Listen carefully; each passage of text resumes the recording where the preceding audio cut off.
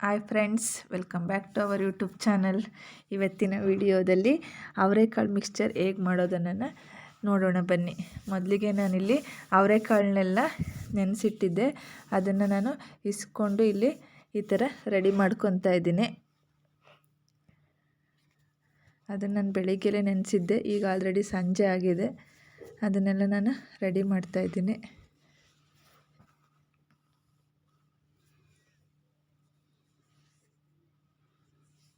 ಯಾರೆಲ್ಲ ನನ್ನ ಚಾನಲ್ನ ನೋಡ್ತಾ ಇದ್ದೀರಾ ಅವರೆಲ್ಲ ದಯವಿಟ್ಟು ಸಬ್ಸ್ಕ್ರೈಬ್ ಮಾಡಿಕೊಂಡು ವಿಡಿಯೋನ ನೋಡಿ, ಹಾಗೆ ಲೈಕ್ ಮಾಡಿ, ಶೇರ್ ಮಾಡಿ.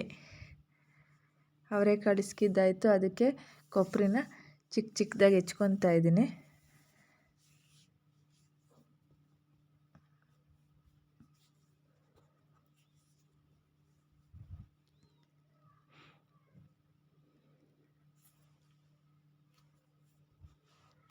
ಒಂದು ಕೊಬ್ಬರಿ ತೊಗೊಂಡ್ರೆ ಸಾಕಾಗುತ್ತೆ. ಅದಕ್ಕೆ ಆಲ್ಮೋಸ್ಟ್ ಅಲ್ಲಿ ಒಂದು 1/2 kg ಮಾಡ್ತೀನಿ ಅಂದರೆ ಚಿಕ್ಕದೊಂದು ಕೊಬ್ಬರಿ ಆದರೆ ಸಾಕು.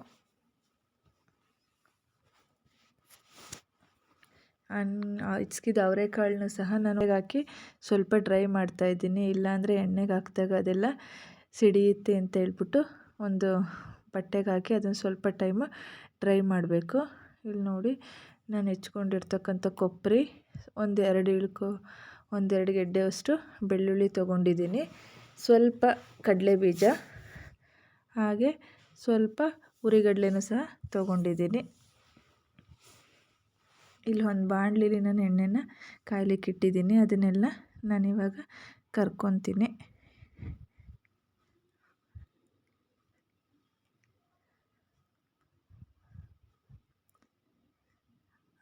ಇಸ್ಕಿದ ಅವರೆಕಾಳನ್ನ ಸ್ವಲ್ಪ ಡ್ರೈ ಮಾಡಿಕೊಂಡು ಅದನ್ನು ನಾನು ಎಣ್ಣೆಲಿ ಕರಿತಾ ಇದ್ದೀನಿ. ಅದು ಫುಲ್ಲು ಗಟ್ಟಿ ಆಗೋ ಥರ ಕರಿಬಾರ್ದು.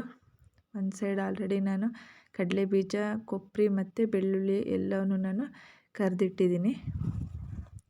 ಅದ್ರ ಜೊತೆಗೆ ಈ ಅವರೆಕಾಳು ಜೊತೆಗೆ ಹುರಿಗಡಲೆನೂ ಸಹ ಕರೆದಿಟ್ಕೊಂಡಿದ್ದೀನಿ.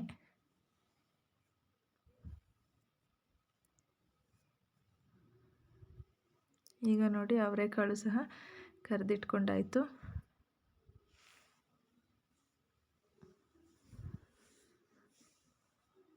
ಈಗ ಇದೆರಡನ್ನು ನಾನು ಒಟ್ಟಿಗೆ ಹಾಕಿ ಮಿಕ್ಸ್ ಮಾಡ್ತಾಯಿದ್ದೀನಿ. ಅವರೆಕಾಳು ಕರೆದಿರೋದನ್ನು ಮತ್ತು ಕೊಬ್ಬರಿ ಎಲ್ಲ ಕರ್ಕೊಂಡಿದ್ನಲ್ಲ, ಅದನ್ನೆರಡನ್ನೂ ಒಟ್ಟಿಗೆ ಹಾಕಿ ಮಿಕ್ಸ್ ಮಾಡ್ತಾಯಿದ್ದೀನಿ.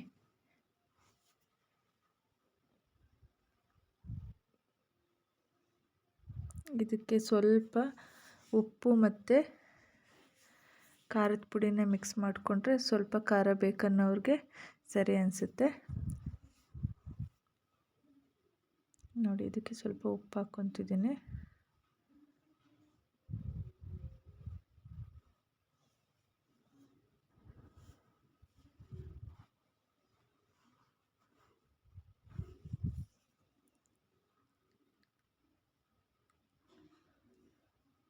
ಹಾಗೆ ಸ್ವಲ್ಪ ಒಂದು 1/2 ಟೇಬಲ್ ಸ್ಪೂನಷ್ಟು ರೆಡ್ ಚಿಲ್ಲಿ ಪೌಡ್ರನ್ನು ಹಾಕ್ಕೊಂಡು ಎರಡನ್ನೂ ಚೆನ್ನಾಗಿ ಮಿಕ್ಸ್ ಮಾಡಿದ್ರೆ ಅವರೆಕಾಳು ಮಿಕ್ಸ್ಚರ್ ರೆಡಿ ಆಗುತ್ತೆ.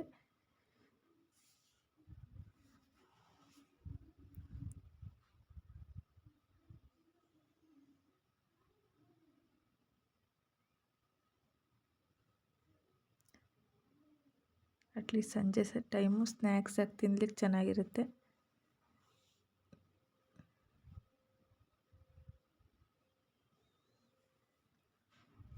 ನೋಡಿ ಫ್ರೆಂಡ್, ಅವರೆಕಾಳು ಮಿಕ್ಸ್ಚರ್ ರೆಡಿಯಾಗಿದೆ.